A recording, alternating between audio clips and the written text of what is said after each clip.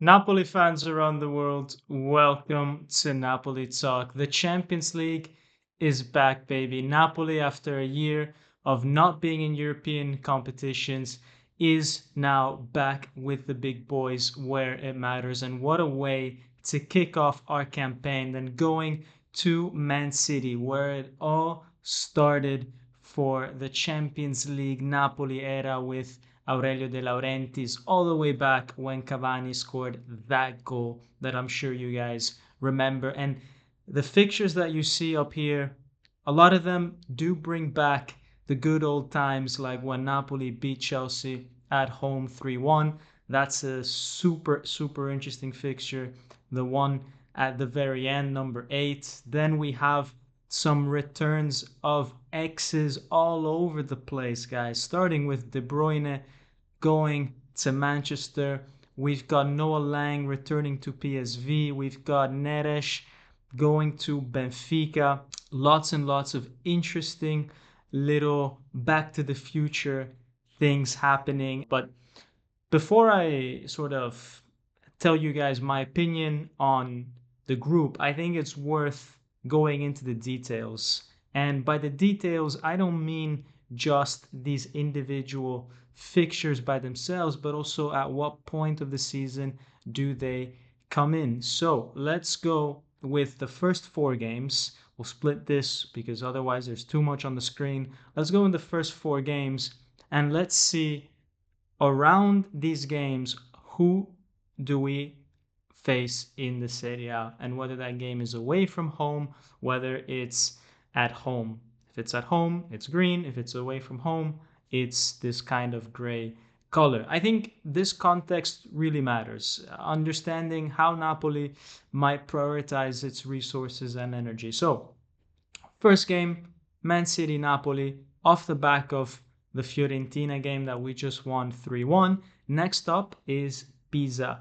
Guys, Pisa should not be worrying Napoli at all. So full concentration for this Man City game.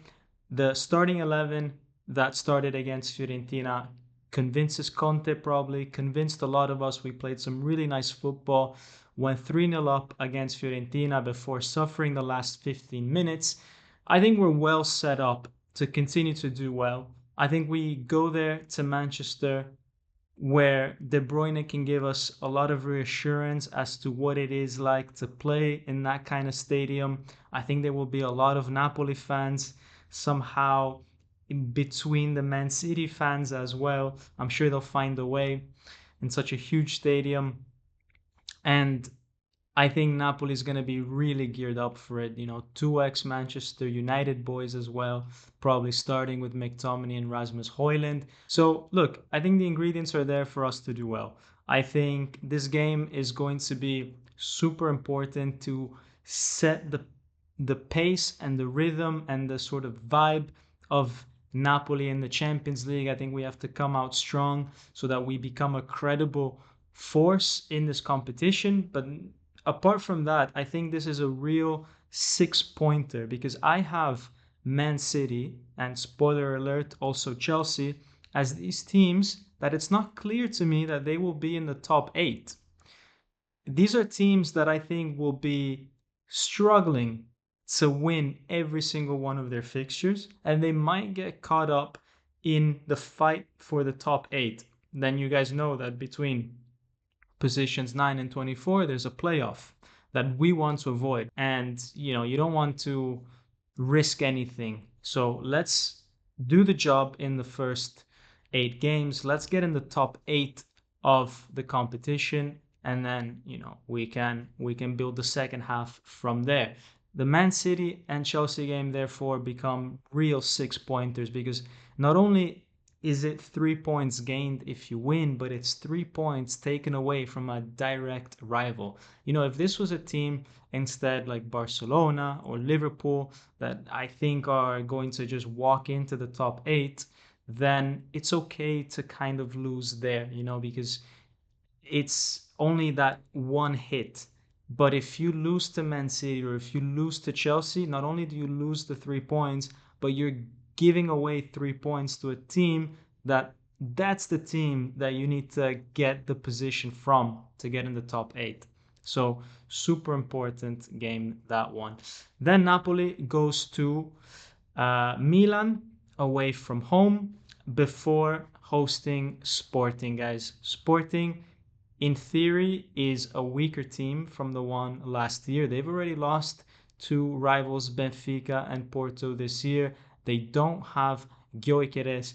Amorim, which kind of built this recent Sporting team, has gone to Man United since many months. And while the new coach came in and did okay, it's not the same Sporting as 12 months ago when they went, the first 11 games unbeaten in the league. So I think Napoli here should be going for 3 points.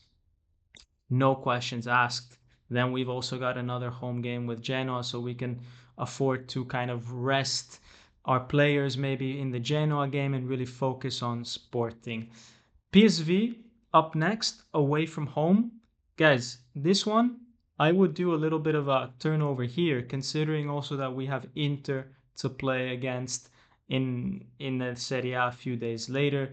Look, PSV is not the PSV that won the league last year in Holland, because we took their best player, Noah Lang. They have bought some interesting young players, but definitely they lack experience.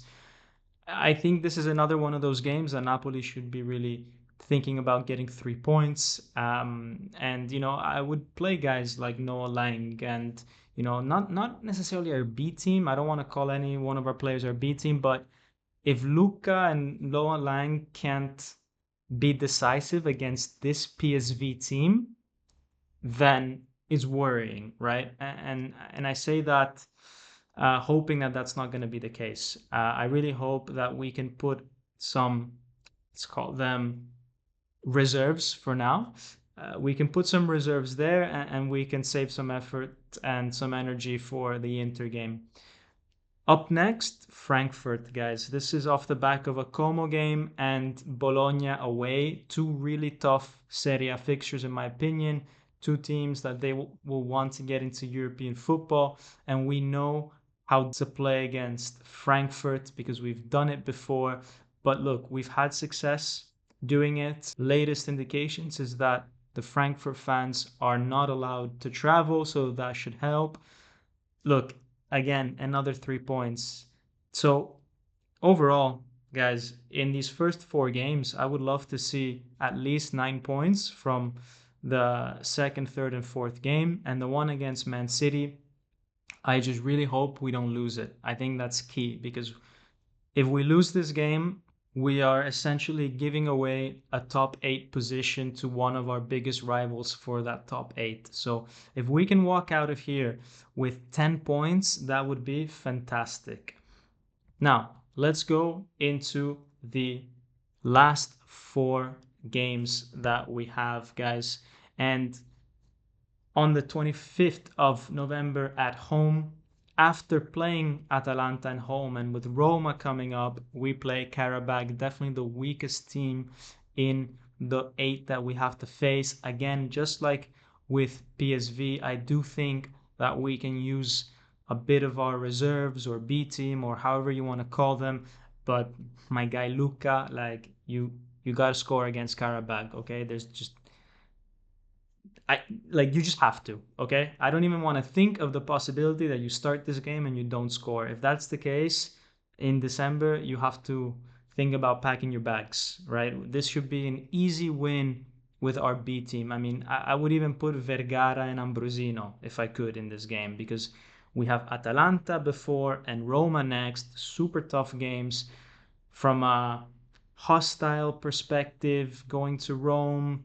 Also, I know Roma just lost recently against Torino, but I think this is still a team that can say a lot in the Serie A. They will fight for the top places. And Atalanta, whilst they might struggle with Juric, you never really know if they manage to click by the time the end of November comes. So definitely, focus our efforts on the Serie A and play our reserves here with Karabakh at home. Now, guys, at this point, if everything goes according to plan, we should be right at the top of the Champions League table, let's call it. And we go up against Benfica, a team that recently has done a pretty decent summer transfer market. Let's see how well these players integrate. But for example, they got Sudakov, that was linked to Napoli for many, many years. He's a real interesting player from Shakhtar Donetsk. These guys have Champions League experience. Going and playing in Lisbon is not easy, especially I think playing against them after hosting Juve. I think the focus needs to be on that Juve game, 100%, because as of now, they seem to be our biggest rivals for the Serie A after recently beating Inter. I think if we get a draw at Benfica in Lisbon, I think that would be a good result. I think that would still keep us towards the top half of the table. And then the next one is against Copenhagen. In theory, not a very strong team, a bit like Karabag. You know, it's one that even our reserves could probably handle on a normal day. And, you know, it should be 3 points. The only thing about this fixture is that it happens the 20th of January in Copenhagen. I mean, that's going to be difficult. It's going to be, from a temperature perspective, a real shock to our players that will be, I wouldn't say chilling in the sun in Naples, obviously not. I mean, we do have a winter as well, but it's nowhere near Copenhagen levels.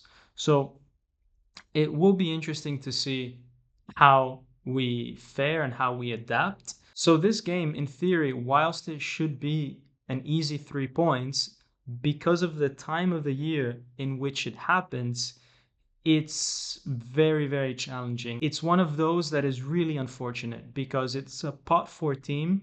And that means that on paper, you should be getting 3 points here. This is definitely a game that we shouldn't mess up. And yet, it's possible. But if we manage to get 3 points here, if we are somehow able to prepare for the winter ahead, then that puts us in a really, really strong position heading into the last game against Chelsea. This one will be juicy because with 14 points, I don't think you get into the top eight. You still have to go and win against Chelsea at this point. But we have what it takes to do this because we're at home, because we've done it before when Chelsea had that incredible team. So we've got the history, we've got the team, we've got home advantage, and Chelsea themselves, they'll need to get points, I believe, in this round as well. So it'll be a super open game. They will definitely not come to Naples and park the bus or anything like that. And I think with De Bruyne, Hoyland, all these guys, I think we can punish them. I really do. Even though Chelsea have shown to be a strong cup team, they won the FIFA Club World Cup, they won the Conference League, so they know what they're doing in these kind of competitions. But, you know, this is technically a league format still. So maybe advantage Napoli here. So another little interesting thing is that these last two games, they are super quick, one after the other, and this will be very, very tricky for Napoli in terms of resource management because you have three games in 1 week, all very important.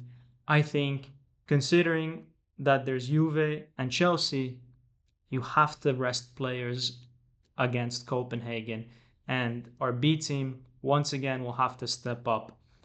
So to recap, guys, our B team, you know, when we take a look at these 8 games, they'll have to be called upon probably for the PSV, the Karabag, and the Copenhagen match because we've got very important Serie A games that are at either side of those, or there's a lot of fixtures all happening all at once, so it will really require the entire squad. But look, I'm confident that we make it to the next round.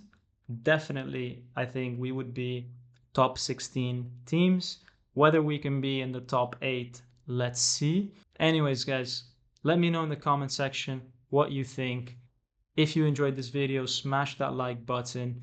And as always, Forza Napoli sempre. Ciao.